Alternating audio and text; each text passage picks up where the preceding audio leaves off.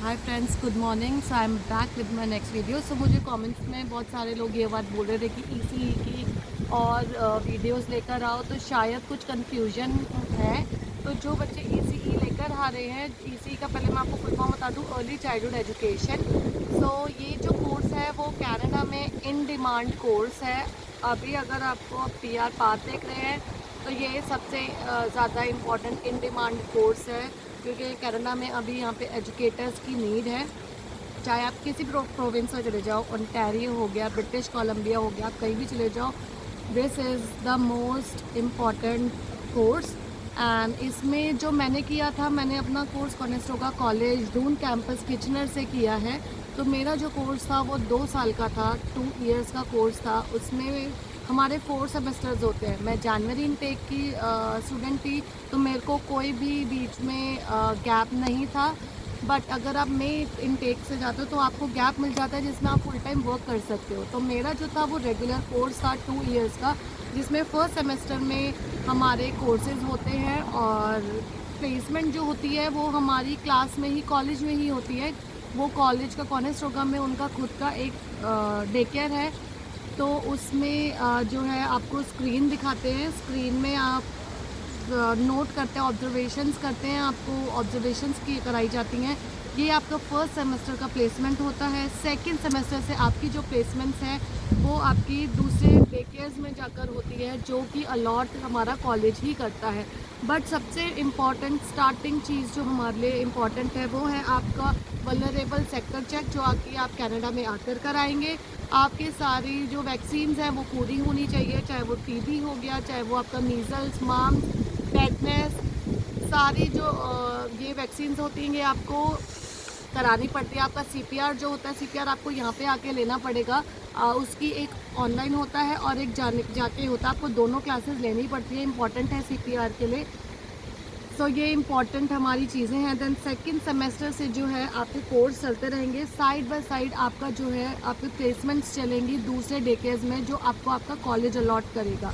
उसमें आपको बहुत सारी एक्टिविटीज़, आपको एक असाइनमेंट दी जाएगी जिसमें एक्टिविटीज़ होंगी कि आपको एक्टिविटीज़ करनी है। सेकेंड सेमेस्टर ये है। देन ये कन्फ्यूजन सब में है कि कितने हमारी प्लेसमेंट्स होती हैं। So from second semester, second, third and fourth, आपकी सब जगह पूरे जो सेमेस्टर्स हैं उसमें प्लेसमेंट्स होती हैं, सेकेंड, थर्ड एंड फोर्थ में। वो भी डे केयर्स में वो कॉलेज अलॉट करता है। एंड येस, सबसे बड़ी कन्फ्यूजन, ये फ्री ऑफ कॉस्ट होता है। आपको कोई भी, ये अनपेड होता है, आपको पेड नहीं करेंगे वो लोग, ये चीज़ें अनपेड होती हैं। सो ये आपकी इम्पॉर्टेंट चीज़ें हो गई हैं। प्लेसमेंट्स में आप बिना बताए प्लीज़ छुट्टी मत करिएगा, नहीं वरना वो आपको प्लेसमेंट से निकाल देंगे। एंड कुछ रूल्स होते हैं जो कि आपकी ईच डे केयर के अलग रूल्स होते हैं, तो वो आपको फुलफ़िल करने पड़ते हैं। दूसरी चीज़, जो प्लेसमेंट्स होती हैं वो आपकी इन्फेंट, यानी कि सबसे सबसे छोटे बच्चे हमारे होते हैं, 1 साल तक के बच्चे, उनके लिए होती है।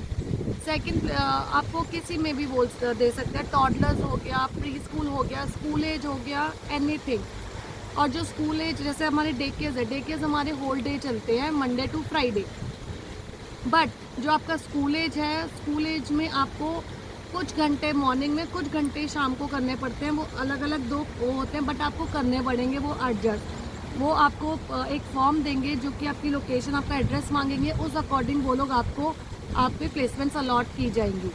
एंड उसके बाद जब आप अपने कोर्सेज कंप्लीट करके पास आउट हो जाते हैं, उसके बाद आपको अपना वर्क परमिट अप्लाई करना है।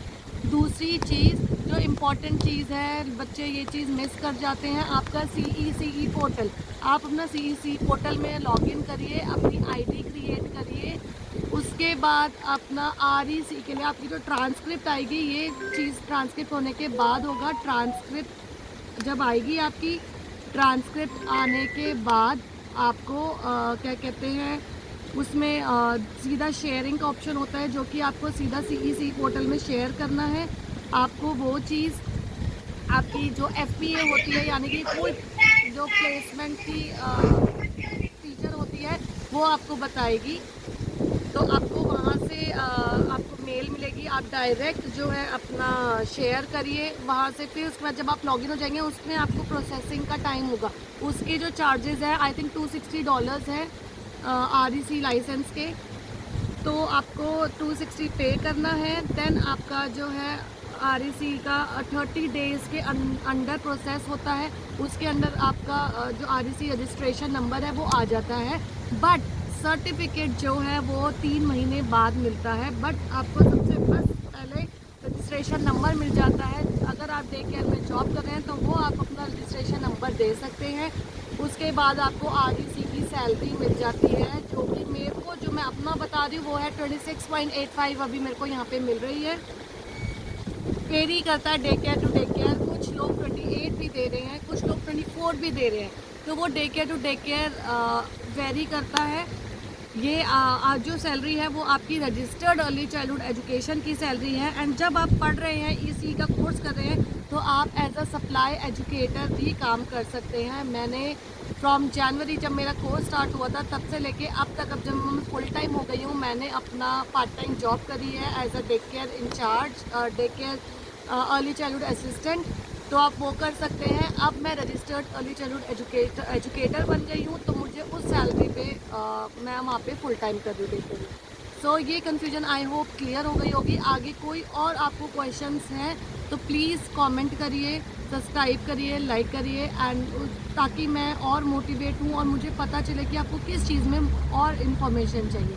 Thank you so much. Have a nice day.